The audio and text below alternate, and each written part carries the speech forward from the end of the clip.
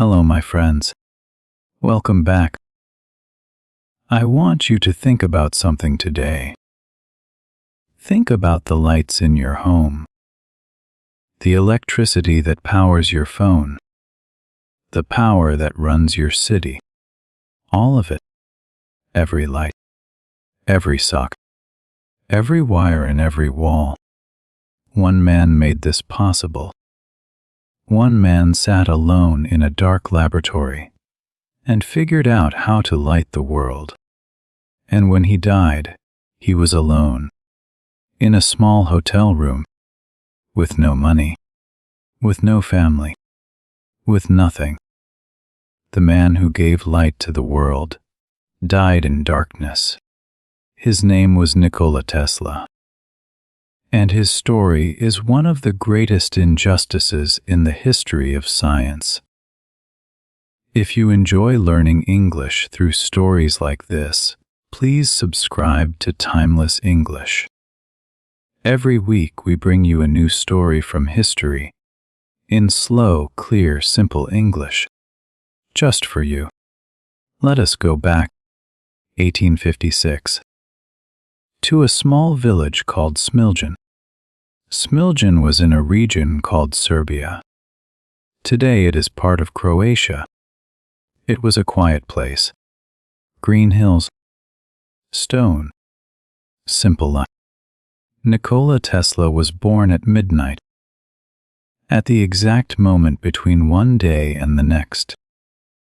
His mother said this was a sign, a child of the in-between. A child who would belong to no single world. His father was a Serbian Orthodox priest, a serious, a man of words and ideas. He wanted Nikola to become a priest too, but Nikola had other ideas. From the very beginning, Nikola was different. He had an extraordinary memory. He could memorize entire books. He could do complex mathematics in his head without writing anything down. His teachers sometimes thought he was cheating because his answers came so fast, because he never needed to work things out on paper. But Nikola was not cheating. His brain simply worked differently. He also had visions. Visions. When he was awake, he would see complete images in his mind. Machines. Designs. So clear and so detailed that he could examine them from every angle, turn them around in his mind, test them, adjust them, all without building anything. He called this his gift. Later in life he would say, "My brain is only a receiver." In the universe there is a core from which we obtain knowledge.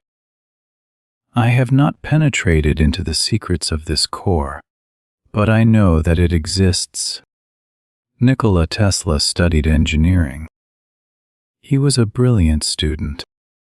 He could learn entire textbooks in days. He worked 18 hours a day. His professors wrote to his father, "Your son is the best student I have ever seen. But we are worried about him. He works too hard. He never sleeps. He never rests." They were right to worry. Tesla would struggle with his health his entire life. He pushed himself too hard, always too hard. During his studies, Tesla became obsessed with electricity. Electricity was new in those days, strange and mysterious.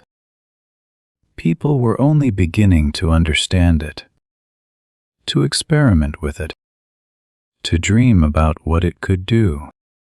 Tesla had a dream, a specific. He believed that electricity could be transmitted wirelessly, without wire, without cables. He believed the earth itself could carry electricity. His professors told him this was impossible. They told him he was wasting his time. They told him to focus on what was already known, not on impossible dreams. Tesla listened politely, and then he continued dreaming. Nikola Tesla arrived in America. He was 27 years old. He had 4 cents in his pocket, a book of poems, a few of his own drawings, and a letter of introduction. The letter was addressed to Thomas Edison. Thomas Edison was the most famous inventor in America, maybe in the world. Edison had already invented the phonograph. He had already invented the light bulb. He was a hero, a genius, a national celebrity. The letter said, "I know 2 great men. One is you. The other is this young man." Edison read the letter. He looked at the young Serbian man before him. He gave Tesla a job. And so began one of the most important and most tragic relationships in the history of science. Tesla worked for Edison. He worked incredibly hard. He improved Edison's machines. He solved problems that others could not solve. He worked through the night, day after day, week after week. Edison noticed. Edison used Tesla's brilliance freely.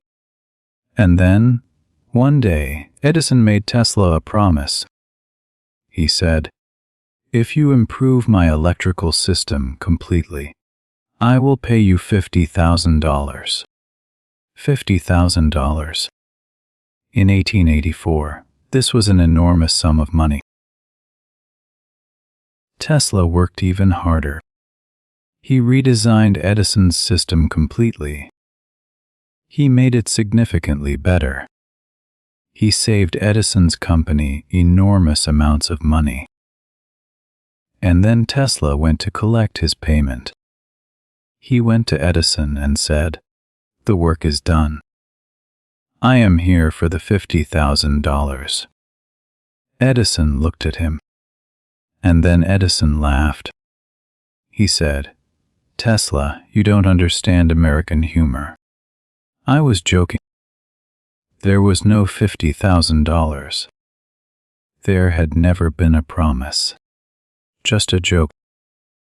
An American joke that Tesla, a young foreigner who did not understand American culture, had taken seriously." Tesla was devastated. He resigned immediately. He walked out of Edison's company with nothing. The work he had done, worth nothing. The promise, worth nothing. The months of lost sleep, worth nothing. But Tesla kept something Edison could not take. He kept his mind. And Tesla had an idea, a revolutionary idea. It was about the type of electricity used to power things. Edison's system used something called direct current, DC. DC electricity worked. But it had a serious problem. It could not travel very far. Every city needed power stations very close together. Every few kilometers, another power station. It was expensive. It was impractical. It was limited. Tesla's idea was different. Tesla believed in alternating current. AC electricity could travel enormous distances. One power station could power an entire region, an entire country, potentially the world.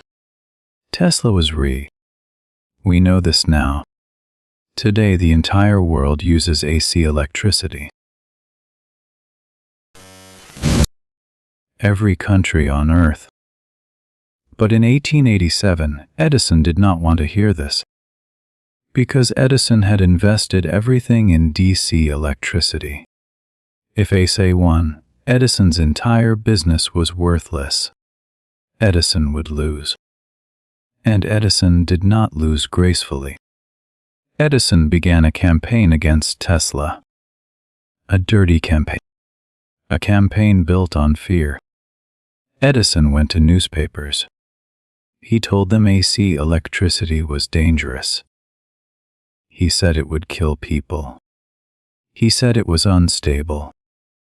To prove his point, Edison did something terrible. His team began publicly electrocuting animals. Dogs. Calves. Even an elephant named Topsy. All to show that AC electricity was deadly. All to frighten the public. All to destroy Tesla's reputation. Edison even helped develop the electric chair and made sure it used AC electricity, so that when criminals were executed, newspapers would write about the danger of Tesla's current. This was not science. This was not truth. This was a powerful man using fear and money and influence to destroy a better idea.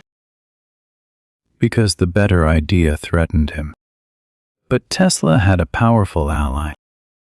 A businessman named George Westinghouse. Westinghouse believed in Tesla. Westinghouse invested in Tesla's AC system. And the war of currents had truly begun. In 1893, Tesla and Westinghouse won a great victory.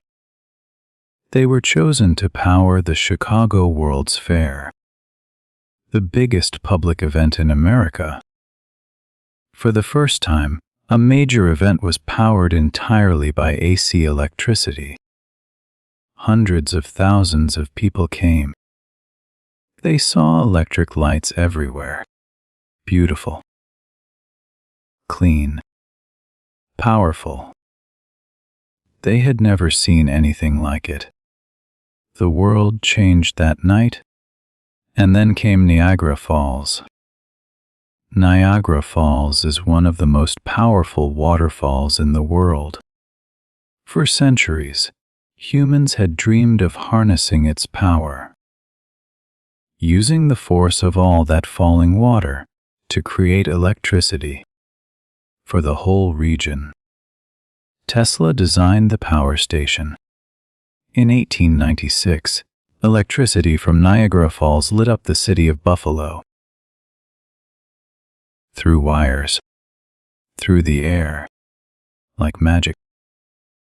People stood in the streets of Buffalo, looking up at electric lights, not believing what they were seeing.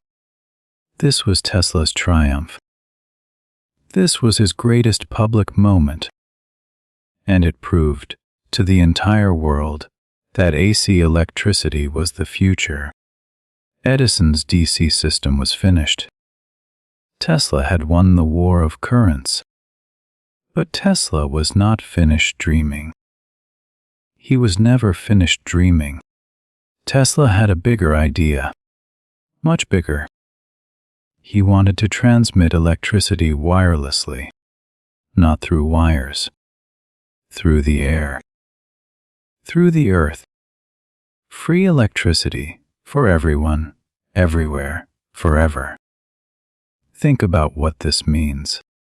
No electricity bills, no power companies, no wires. Every person on earth with access to free, unlimited power. Tesla found a supporter. A very wealthy man named J.P. Morgan. Morgan gave Tesla money. Tesla began to build his dream. He built a tower on Long Island, New York. He called it Wardenclyffe Tower.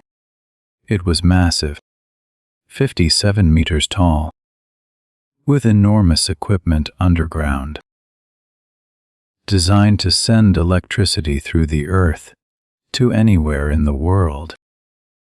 But then Morgan asked a question.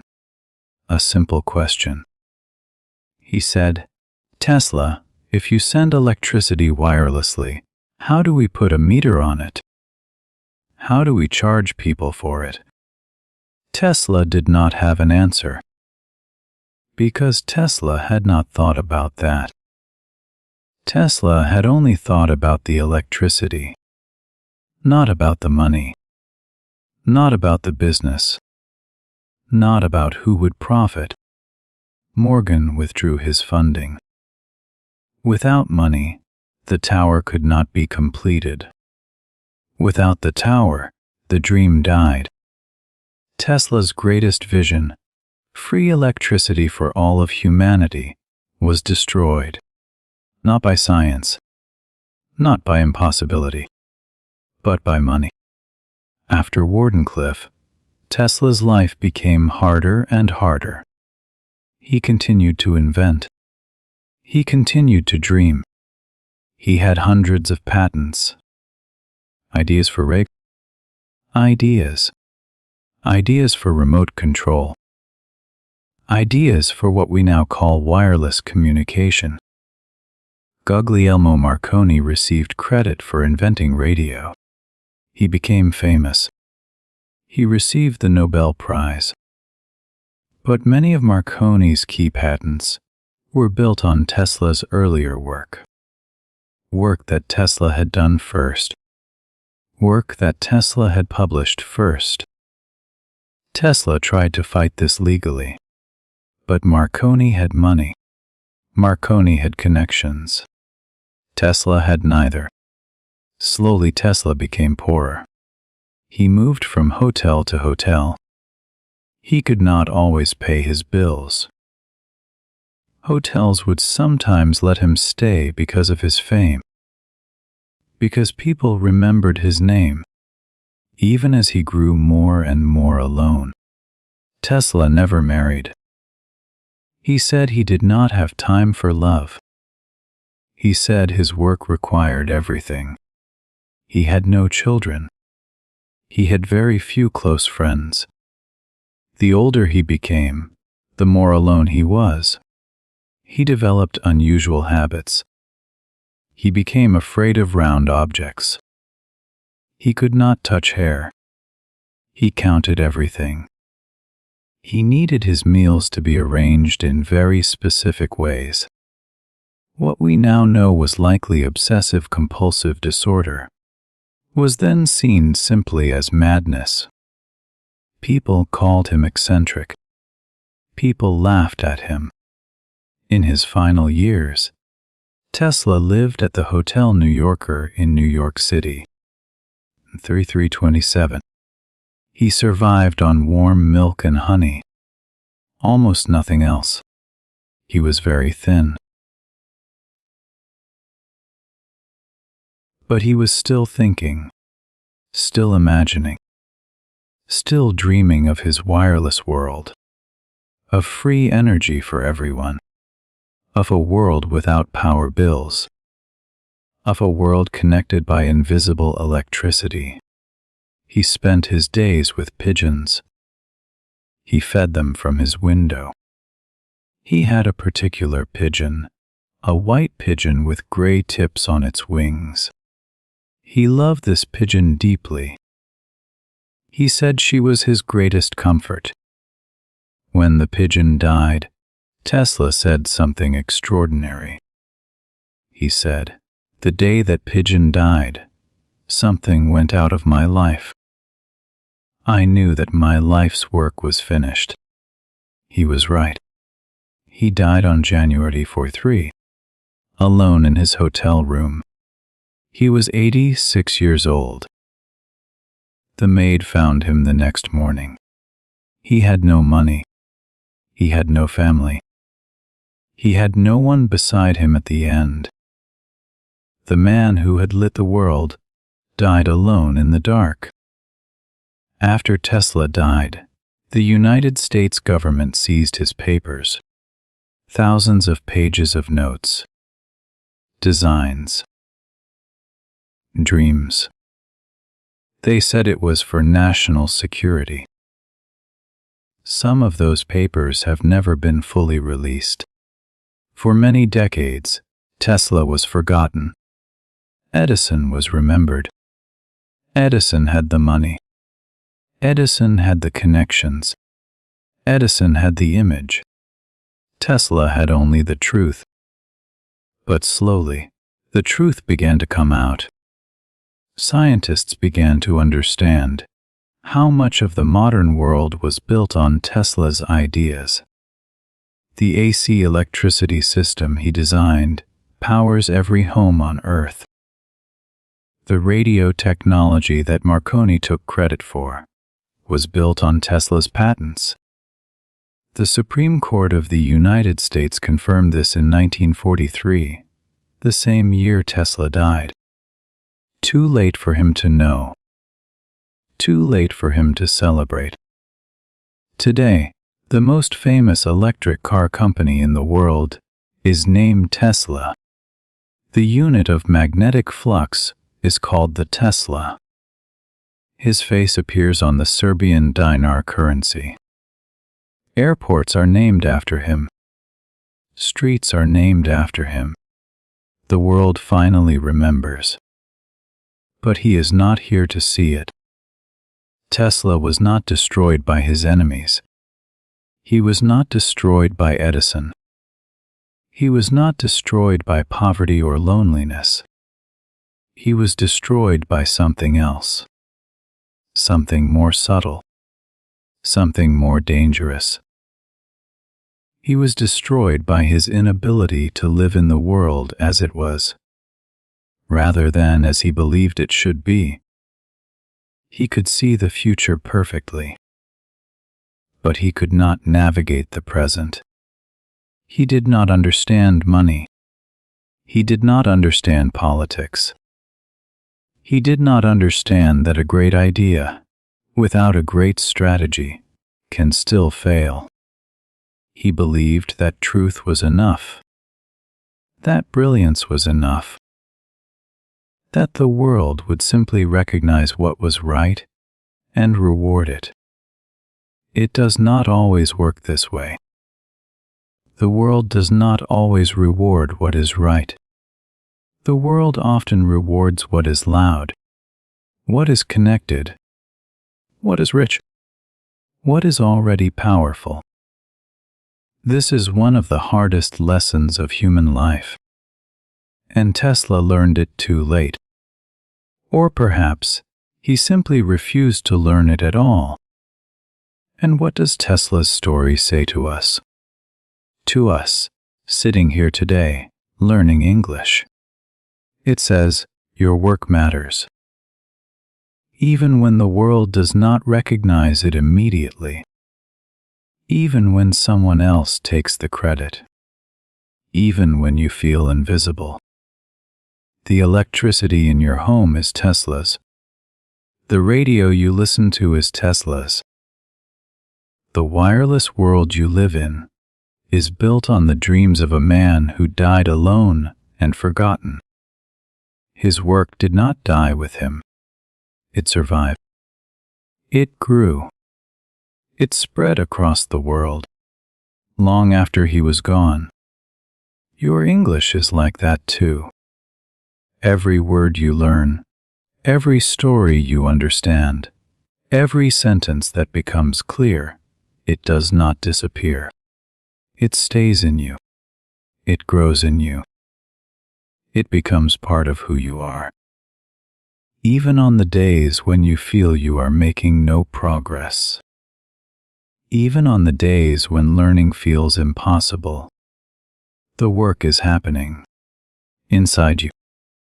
Where no one can see it yet. Keep going, my friends. The world will see your light. Thank you for listening to this story today. I hope it stayed with you. I hope it gave you something to think about. If you enjoyed this story, please give it a like. And if you want more stories like this every week, please subscribe to Timeless English. Until next time, my friends, keep learning, keep listening, and keep enjoying the beautiful journey of English.